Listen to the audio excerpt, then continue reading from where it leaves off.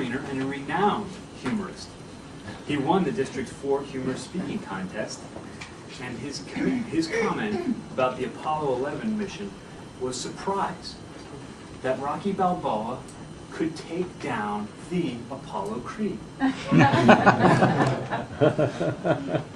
Toastmaster since early 2007, he is presenting his 5 to 7 minute Persuade with Power, speech number 9 from the Competent Communicator Manual.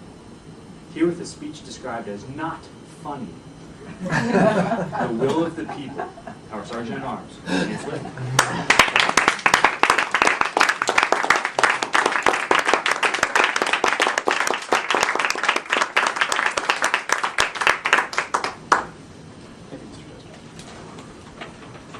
Last night, I received a call from Dennis Kucinich. He explained to me why he was trying to impeach the President of the United States of America. And he told me that if I agreed with him, I should push 1 on my touch-tone telephone.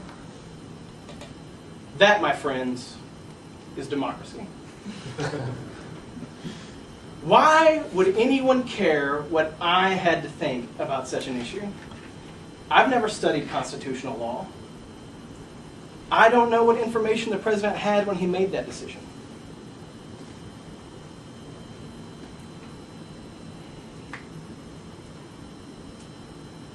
I don't know what information the President had when he made that decision. And I only have a vague appreciation for what politics have transpired between then and now. Because my opinion is educated by a shallow and sensationalist news media.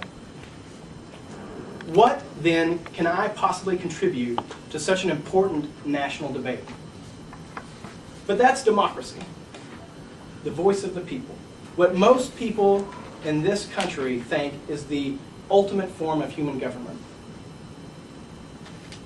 But democracy is good, right? That's how this country got to where we are today. Is it? Technically, the United States of America is not a democracy. It's a representative republic. So what's the difference? Well, what the Founding Fathers imagined when they wrote the Constitution was local communities gathering and selecting a leader based on his reputation for character and ability, and sending him to the government in good faith that he would do what he thought was right. That system lasted all of 2 election cycles. And then we came up with political parties, career politicians, and we began our inevitable slide towards full democratization. So what is a democracy? A democracy decides every issue by the majority opinion of the population. Sort of like California.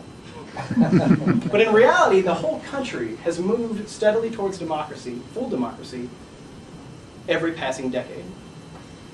Today we're told that character isn't an important part of a candidate. What matters is the issues, our opinion on the issues, and that we vote for who agrees with us on the issues.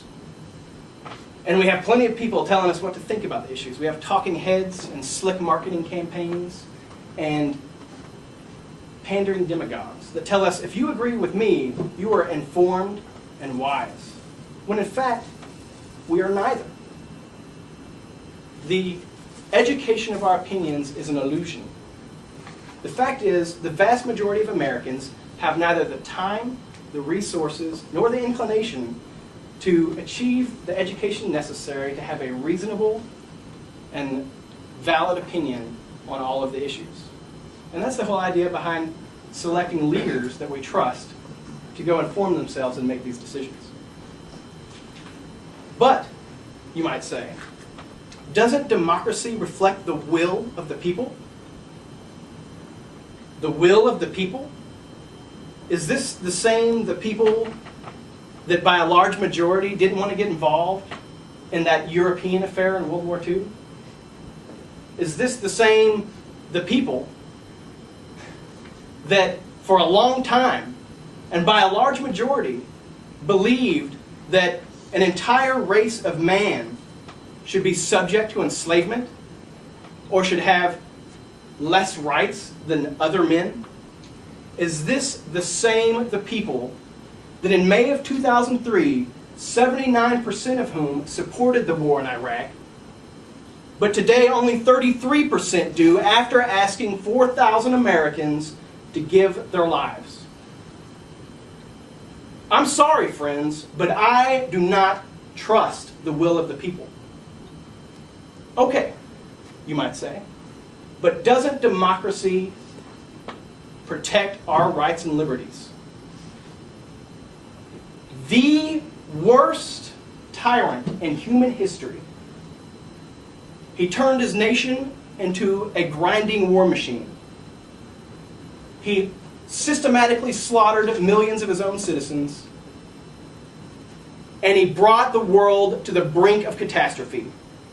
Adolf Hitler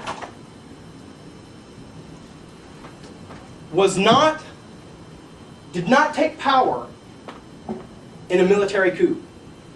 He was not the puppet of evil corporations, and he was not some ingenious mastermind of a vast conspiracy. No, my friends, he was elected. Elected by a majority of the German people in a fair and lawful election.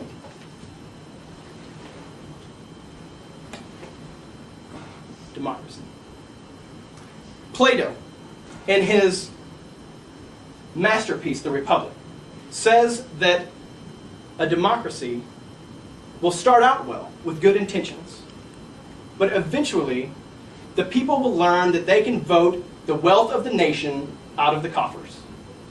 We can describe that more accurately today as a slew of ever-expanding social programs and a steadfast refusal to raise taxes to pay for them, resulting in a huge national debt that will one day bankrupt this nation.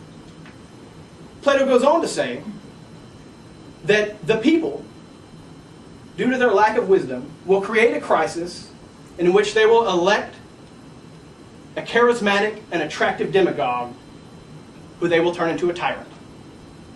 And that bad government of democracy will turn into the worst government of tyranny. It has happened before, and it will happen again. America is a great nation.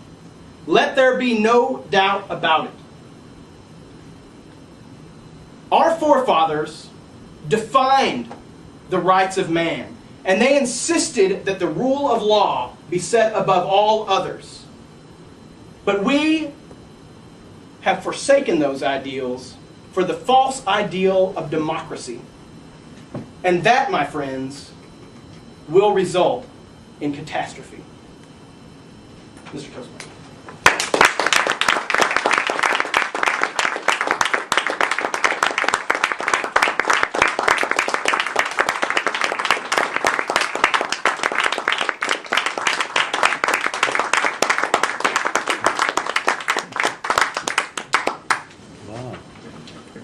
Thank you, Chance. Thank you, Emily.